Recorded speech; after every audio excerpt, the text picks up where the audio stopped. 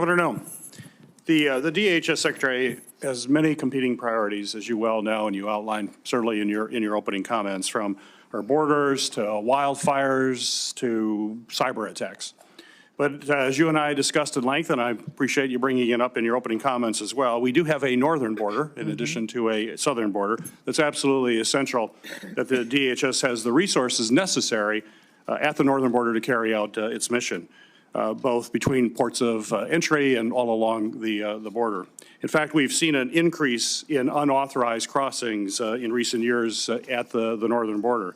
So my question for you is, if confirmed, do you commit to ensuring, along with the southern border, that the northern border is sufficiently staffed to maintain its security and robust trade between the U.S. and its neighbors, including at the Gordie Howe International Bridge in my home state of Michigan, have the resources they need to facilitate trade while keeping Americans safe?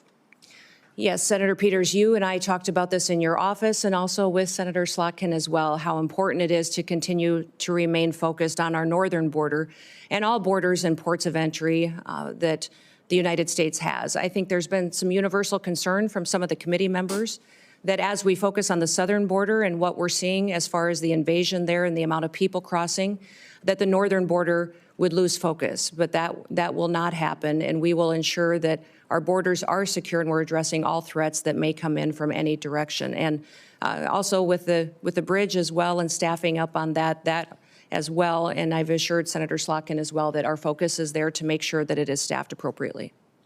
Very good. And as we discussed, the department is diligently working to stand up the Northern Border Mission Center at Selfridge Air National Guard Base in Michigan, following the authorization and funding that I was able to secure in the last Congress. This center is critical to supporting the department's northern border security missions and addressing evolving threats. So quick question, if confirmed, do you commit to working with me to fully build out the Northern Border Mission Center? Yes, Senator, we will look forward, and I look forward to working with you to ensure that is a priority and that it's adequately resourced, and working with Congress and senators to make sure that we have what we need to make sure that mission for that base is fully fulfilled. Great, thank you. On New Year's, we witnessed two incidents that reminded us that terrorism and extremism remain serious threats to all Americans. Both DHS and the FBI have consistently said that the most persistent threat to the homeland is from U.S.-based individuals or small groups radicalized by a variety of ideologies, from white supremacy to ISIS to al-Qaeda. We must certainly continue to focus on people who are radicalized here in the United States with the intent of terrorizing our communities. So my question for you, ma'am, is how do you plan to address this threat of U.S.-based terrorists? Senator, this is a grave concern for our country, as we all agree that the #1 threat to our homeland security is the southern border. In fact, since Joe Biden has been president, we've seen 382 individuals that have come over that border that are on the terrorist watch list. Behind me have the governor of Louisiana with me.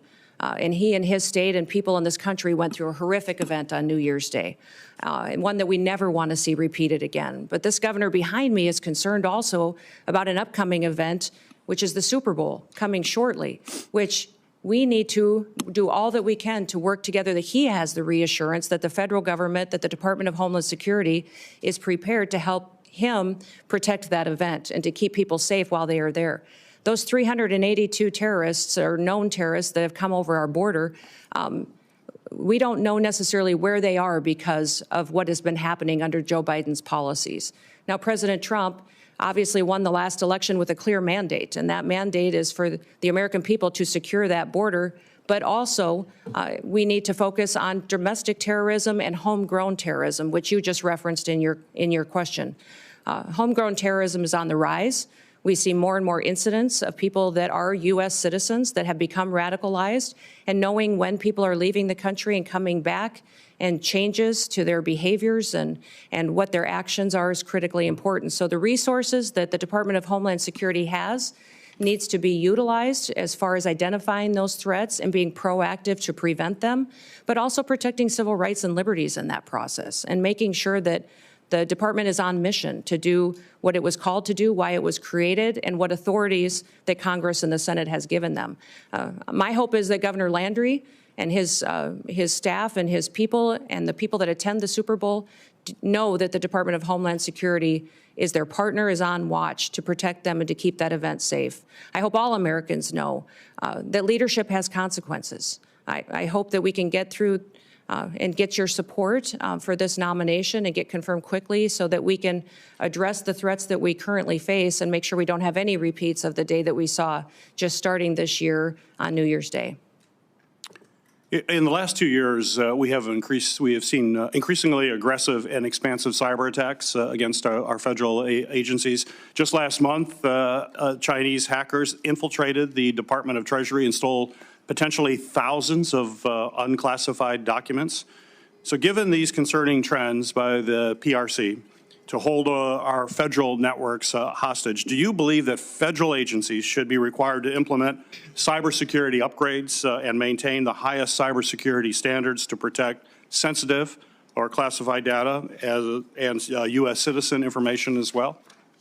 Well, Senator, the mission of CISA, which is the Cybersecurity and Infrastructure Agency, the mission of it is to hunt and harden. It's to find those bad actors and help work with local and state infrastructure, critical infrastructure entities so that they can help them be prepared for such cyber attacks and that they can make sure that they're hardening their systems to protect them in the future, recognizing the vulnerabilities that they have. CISA's gotten far off mission. They're using their resources in ways that was never intended.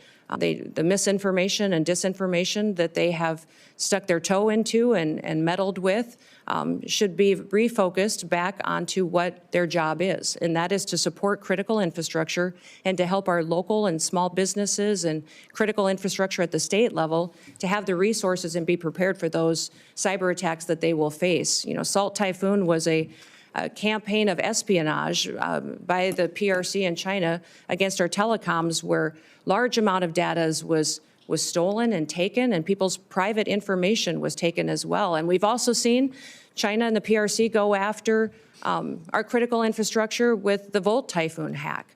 And that was extremely dangerous because there was no reason for them to do that, just to steal people's data and information. The reason for them to go after that was to control our critical infrastructure, for the ability to see if they could shut down a water plant, a utility company, and that was to cripple our country. So these threats are real.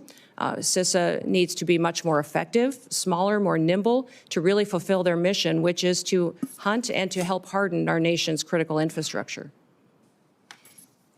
Thank you. Thank you. Thank you. Senator Scott.